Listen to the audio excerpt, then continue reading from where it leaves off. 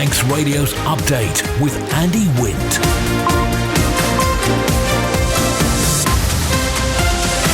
Fast am I. Good evening. It's 5:30. This is Update for Thursday, 23rd of May, 2024 from Manx Radio. 30 minutes looking at the latest news on the island.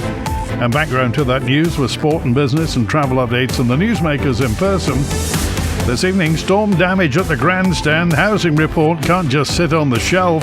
Prisoners in portacabins at Jurby. The schoolchildren who couldn't get off their bus. No permanent pitch, but the British Legion can collect at the TT. Here at the home of the halfway horse tram. Man Benham for all your business and legal needs. First of all, at 29 minutes ahead of 6 o'clock, the Update News headlines. Fastamai Christian Jones. Fastamai. An investigation has been launched following allegations that a bus driver refused to let children disembark his vehicle.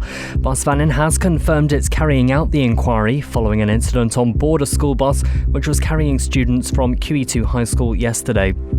Prisoners who are nearing the end of their sentences could be housed in portacabins to give breathing space on the main wings of the Isle of Man prison.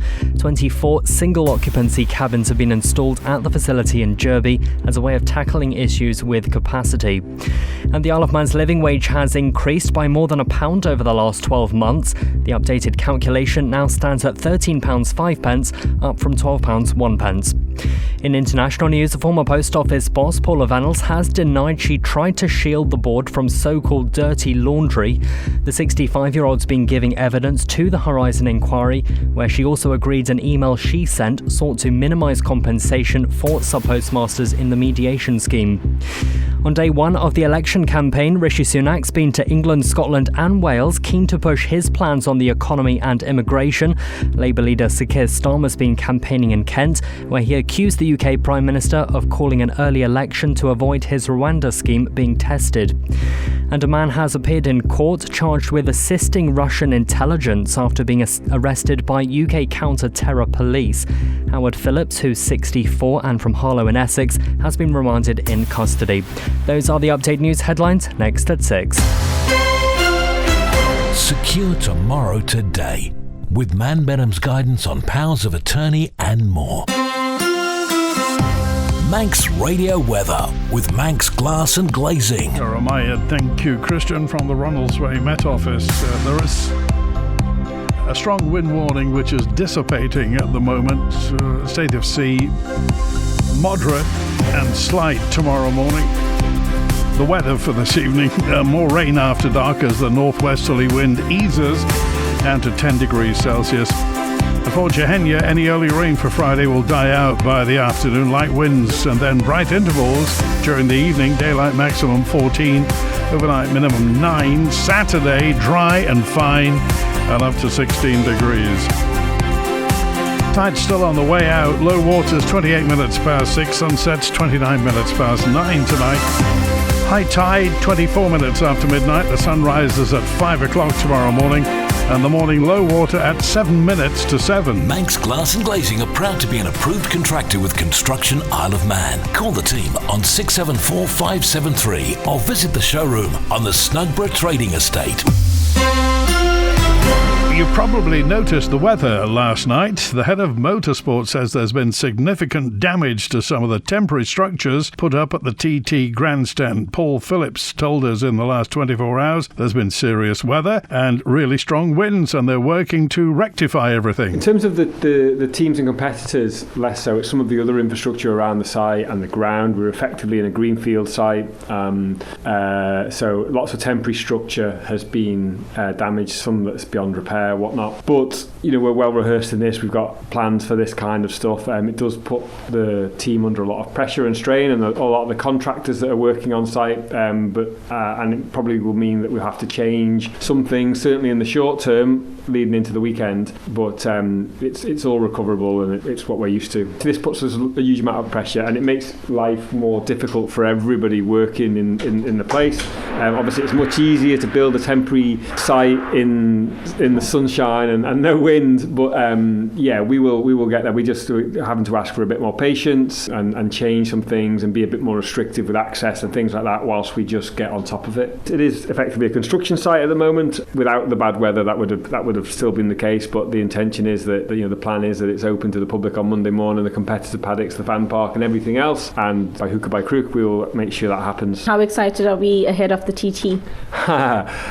When you work on it, it's different. It's more anxiety really, I think, than excitement, but hopefully we just get through this bump in the road where the forecast improves a little bit and get back to giving people great entertainment. A report assessing the types of homes needed on the Isle of Man can't just sit on the shelf, says the chair of the Housing and Communities Board, David Ashford MHK. He reckons the objective assessment of housing need report should be the foundation of all government strategies. Well, the delay was, first of all, it had to go through the formal processes, so it needed to be seen by the Housing and Communities Board, which saw it, I think it was a couple of months ago. It then had to go to Council of Ministers for them to have a look at it and approve how they wanted to move forward with it, which it did a couple of weeks ago. And then Council of Ministers have agreed to have it laid onto the order paper for the next sitting of Tynwald in order that we can actually have a debate around the OHAN, and that notes the Council of Ministers will come back with policy proposals in October. Well, any process can be frustrating, particularly when you want to move things on, and particularly, as I've said many times, housing has to be the number one priority, because housing links to everything else. If government doesn't achieve in the area of housing, then it won't achieve the Island Plan and it won't achieve the economic plan. They're all interlinked. But there are processes there for a very good reason. Council of Ministers needed to give it due consideration. They've done that now. It's public. We'll be having a discussion in the June Tynwald, and then, like I say, further policy proposals will be coming forward to the fresh parliamentary year and the October sitting. Well, being quite frank, it has to happen. The OHAN can't be another report that sits on the shelf, because basically, like I say, all of government's strategy around the Island Plan, all of government's economic strategy is reliant on both growing the population and increasing the economically active population. And you will not do that unless the housing mix is right. So the OHAN isn't something that can just say, right, we've got the report, job done. It needs to be cracked on with, and it needs to be starting now. This is the most listened to Isle of Man news source. And Manx Radio's Update is the Isle of Man's most downloaded news podcast. 24 single occupancy cabins have been installed at the Isle of Man prison as a way of tackling issues with capacity. Prisoners who are nearing the end of their sentences could be housed in the portacabins to give breathing space on the main wings. There are 134 people behind bars at the Jurby facility. Deputy Governor Martin Phillips says it's a temporary solution to help with overspill. We are obviously built and designed to accommodate 141 prisoners, so at the minute we're not overcrowded. We haven't hit that mark at the moment.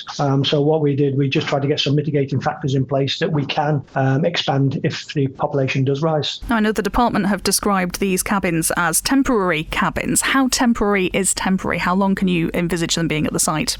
Realistically, for the use we're using at the moment for potential extra accommodation, we'd like to keep them for a bit longer because we can utilise them in other ways, for resettlement, for therapeutic units, so for other means really, where prisoners who are really struggling in the normal general population on the wings, that we could take them to a separate unit and treat them with different therapies. So it would be advantageous to have something similar. And would they only be used as that, almost getting ready to acclimatise people as they're heading towards the end of their sentence? Or would it also be used for overflow if the prison population were to reach capacity? Anybody who will be going into the cabins will be risk assessed for lots of different aspects of risks. They will be handpicked. There'll be certain criteria with regards to sentence, their behaviour inside the prison. And our intention is to have those prisoners who are out in the community can be trusted to be left in that accommodation for a period of time. And as I mentioned earlier, we're hoping that those prisoners will be out working in the community during the working day and just coming back to accommodate through the evening. A new online safety tool has been launched by the Isle of Man Fire and Rescue Service to help the public, that's you, check fire safety measures in your home. It provides advice specific to the individual and living conditions. Leading the programme with the newly named Fire Prevention and Protection Department, firefighter Richard Little. It's a very simple and straightforward website that you can go onto. It takes you through a series of yes-no questions and it determines how risk you could be towards fire based on your answers. So it addresses what you put in there and gives you fire safety advice as you go along, but also produces a PDF report at the end which you can download or print out. So it covers things like the type of building that you're in, smoke detection, the details of the rooms, the types of rooms that you have in the house, how you heat the house, any safeguarding issues or any issues about yourself as an occupant that might mean you're at fire risk, or any specific things that us as a fire service can advise about to help keep you guys safe. So it's a really, really useful tool. Anyone can go on it. The only limit is you need internet access, but even if you're not tech savvy, it's really straightforward. We've got a QR code, you can just use that. Or even if you do have friends or relatives that might not be tech savvy, next time you go for a visit, you can quickly go up, bring it up on your smartphone or laptop or pad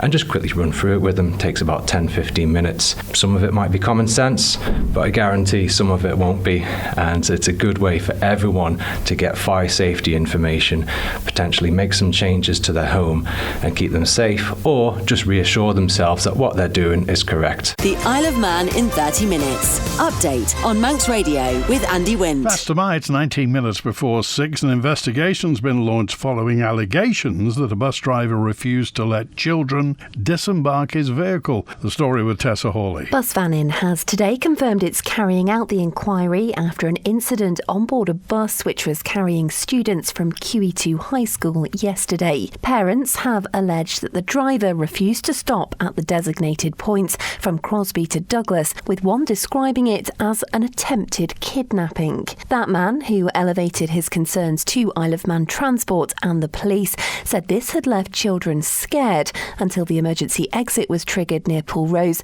and the children had been able to escape into traffic. In an email shared with Manx Radio, the father wrote, "I expect a full report will be issued and a disciplinary procedure to be initiated following this driver's conduct and deliberate actions to inflict terror on all of the children." Now, Manx Radio contacted the Isle of Man Constabulary, who told us the children had been kept on board and given words of advice by the bus inspector due to their behaviour. Police said the children were messing about, pressing emergency buttons and verbally abusing the driver. They add the driver was told by his inspector not to stop the bus. No officers attended the incident and no police action will be taken. Bus Vannin has since told Manx Radio the behaviour of some of the children on board has been reported as being beneath acceptable standards, adding that CCTV is being reviewed. It adds that management has dealt with many inquiries from parents regarding the incident and has continued to do so today. Engagement is also taking place with the school. Whilst the details are being established, Bus Vannin is reminding all passengers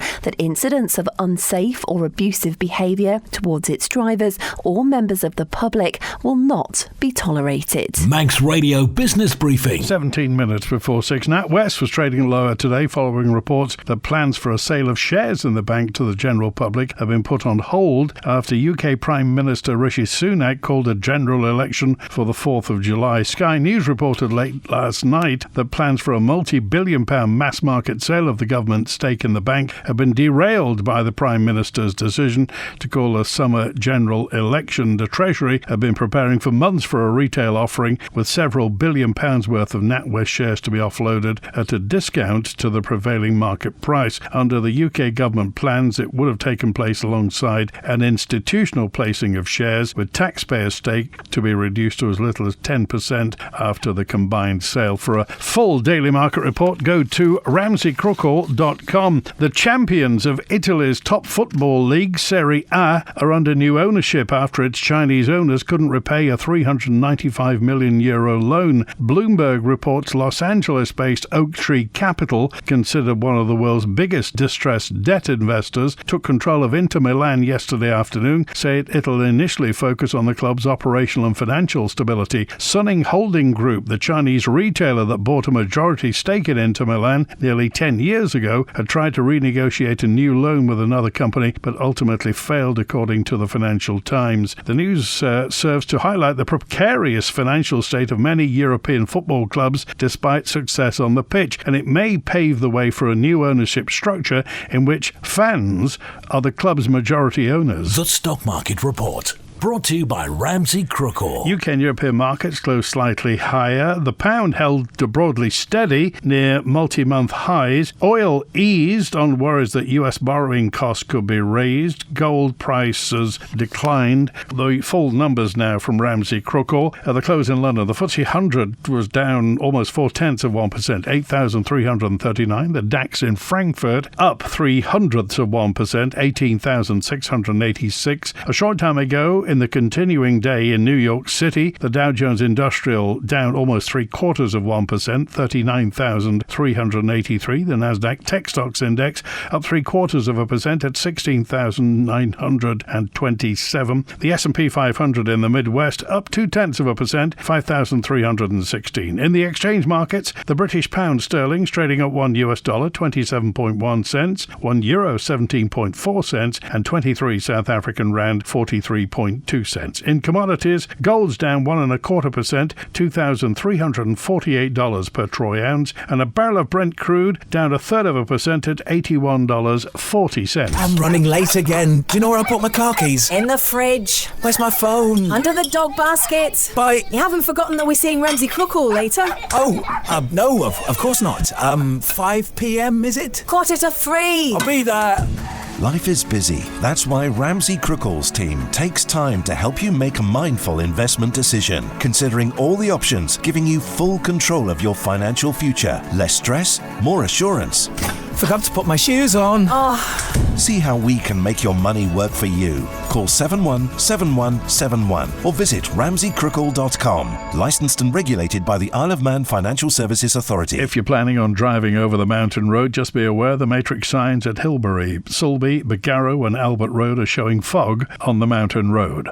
The Department for Enterprise says it's told the Royal British Legion it has no objections to it collecting from them around the Grandstand during TT. The story with Lewis Foster. It follows claims made online that the charity was told it could not have fundraisers in the area unless it paid thousands of pounds for a pitch. In a statement to Manx Radio, the department says due to the number of charities requesting a trade pitch during TT each year, in the interest of fairness, it implemented a policy in 2010 to no longer offer trade spaces to any charity. The only exceptions to this policy, it says, are charities which are intrinsically linked to the TT races, such as the Joey Dunlop Foundation, which are required to make an application through the normal channels and pay a reasonable fee for the pitch. It doesn't specify what exactly is meant by a reasonable fee, though charities with a permanent presence at the TT Grandstand are not charged separately during the event. Prices for trade pitches at the TT Grandstand range from £3,000 to £11,000 for commercial organisations, dependent on the type of business, and aims to ensure a quality of diverse offering of food, drink and retail for visitors, it says. The department adds it recognises many local charities strive to utilise the increased number of visitors to the island over TT to share information about their important work, and despite not being able to have a presence at the TT Grandstand, encourages them to take advantage of the many opportunities to engage fans elsewhere around the island. Sarah Maltby, MHK, political member for Motorsport and Visit Isle of Man, says recognising that the Royal British Legion has been visible for many years around the paddock, we've communicated that we have no objections to them collecting from around the public areas at the Grandstand over the event, excepting we cannot grant a permanent pitch. Manx Radio Sport. Fast am I, Rob Pritchard. Fast am I. Good evening. Manx footballer Sean Jackson will represent England at next month's European Amputee Football Championships. The Everton defender is among the 13-strong squad contesting the tournament from the 1st to the 9th of June in France. In total, 16 nations will be involved, with England to face Georgia, Italy and the Netherlands in the group stage. Announcing his selection on social media, Jackson says he's beyond grateful to those who supported his journey to recent recovery, adding there are exciting times ahead. The player made his club debut with Everton in late January, having missed the whole 2023 campaign due to a ruptured anterior talofibular ligament injury. England's opening game at the European Championships will be against Georgia on Sunday the 2nd of June, kicking off at 2 p.m. local time. Elsewhere, Isle of Man pro tennis player Billy Harris has just missed out on a place in the main draw at this year's French Open. He suffered a straight sets defeat in the third qualifying round of the men's singles earlier today against Valentin Vachereau of Monaco, 7-6, 7-5. The first round proper of the Grand Slam at Roland Garros gets underway on Sunday. On his way to today's clash, clash, Harris had beaten USA's Emilio Nava and Manuel Guinart of France in the previous qualifying rounds. In cycling, the positive results keep on coming for Manxman Max Walker at this year's Tour of Japan. He finished stage 5 at Shinshuida in 17th spot and was one of 4 Astana Kazakhstan development team members inside the top 20. What's more, Walker's team also claimed the top 2 places, with Nicholas Vinokurov securing the stage win and Davide Tognati coming second. And finally, the Isle of Man's volleyball squads are set to welcome UK opposition for the 3rd edition of an ever-growing tournament. This weekend, the Island will host the latest Celta Manx Invitational Tournament at the NSC in Douglas this Saturday and Sunday. It'll see the Isle of Man men's and ladies squads facing opposition from Chester, Warrington, York and Wigan. On Saturday, matches will take place between 9am and 6pm, with further fixtures between 10am and 5pm on day 2. Manx Radio Travel, driven by Quayside Tyres and Service Centre. There were half a dozen cancellations earlier on at Ronaldsway for Dublin, Manchester and Heathrow. This evening everything's okay. Next inbound 7:25, EasyJet from London Gatwick. The 5 to 8 Loganair returning patient transfer Loganair from Liverpool, that's on time. And then the 10 to 9 Loganair from London City. Outbound 6 o'clock Loganair to Liverpool. And the 7:55, 5 to 8 return EasyJet to London Gatwick. On the road, you've got emergency lights for emergency gas repairs at Rosemount Junction in Upper Douglas. Hillside Avenue's closed through to Circular Road for window replacement, and part of Switzerland Road's closed till November for construction work. 3-way lights at the bottom of Stanley Road in Peel for gas main surveying. In Braddon, still those temporary lights on Vicarage Road. That's going to be on until almost the end of June at Stevenson's Way roundabout for water main replacement. It may want to consider an alternative route. Temporary lights on Belafton Manor Hill near the Coolferraine Junction for resurfacing in Farm Hill. In Colby, closures on Ballakill Ferry Road, phase closures for water main work, and water main work at Starvey Road and also Kindrockard Road in Andros. Remember, pre-TT starts tomorrow. The Ballown Circuit's closed Friday 6 till 9:40pm, Saturday midday 30 till 4:30, 6 till 9, and Sunday 1 until 6pm. Ask how you can spread the cost interest-free at Quayside.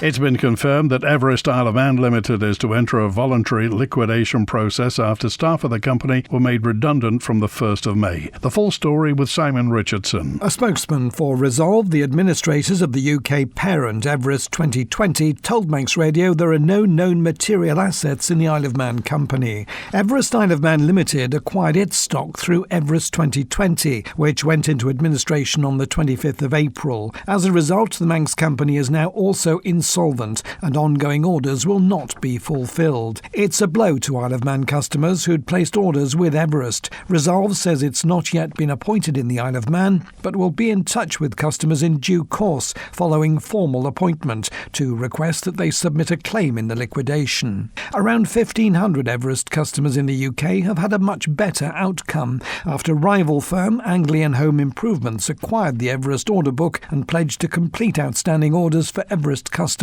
It's not known how many people on island are affected. The only radio station that's Manx, and we're proud of it. Celebrating 60 years, this is Manx Radio. High-speed craft Manannan departed Douglas at 2:45. She should be into Liverpool. She's in the Mersey now, will be on the Lingspan in the next 10-15 minutes or so, departing at 7:15 back to Douglas at 10 tonight. The Manxman departed Heysham at 2:55. She'll be here just about 6:30 this evening, departing at 7:45, arriving in Heysham at 11:30, and the overnight departure 2:15 back to Douglas at 6:15 tomorrow morning. And MHK says it's, quote, shameful, unquote, that motions attempting to have certain reports published were dismissed in Tynwald this week. The matter will be up for debate next month. Chris Thomas, MHK, says the documents, including the Development Viability Study and Premier Advisory Group report on school funding, should be released immediately and not withheld by the Council of Ministers. They will be published if we take the Chief Minister at his word. But the point is, we wanted... Are you suggesting that you can't take the Chief Minister at his word?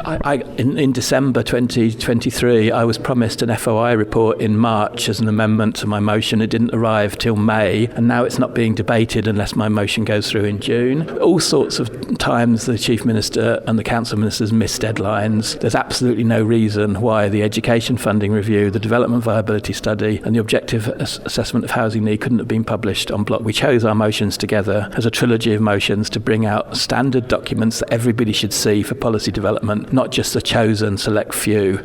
We all need to see what's in those reports. I don't even think the people of the Isle of Man know what a development viability study is as yet, but we're spending tens of millions of pounds on Manx Development Corporation, the Island Infrastructure Scheme, and we're making plans for the strategic plan based on what's in it probably, and it hasn't been published. That's absolutely wrong. The development viability study should have been published when it was completed, whenever that was. And yet you weren't able to convince 7 of the 8 members of the Legislative Council. I mean, that wasn't really a very serious debate. In a way, the principle was there, and I think members of the Legislative Council have let themselves down, and I think the Council Ministers have let themselves down by working with the Legislative Council in that sense. Look, these are objective assessments, reviews and studies which are there to inform policy debate, whether it's from the Policy Alliance or anybody else. It's shameful in a way that the Chief Minister felt able to say that and then people voted with him. That's it for Update Tonight, compiled from the resources of Manx Radio's news department. Thanks to newsreader Christian Jones, producer Amy Griffiths,